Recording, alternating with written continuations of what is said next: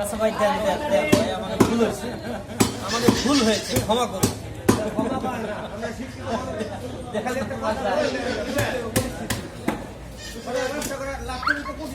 না ভাই আপনার কষ্টের জন্য দুটো কথা কইলাম তাও যদি দোষ হয় আপনি আপনার পরিশ্রমের দাম আছে না কোন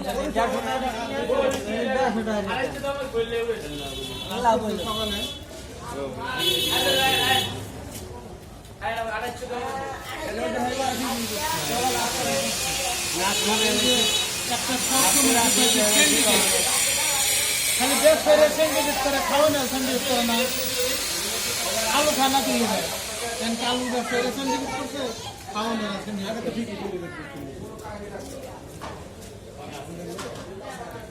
মানে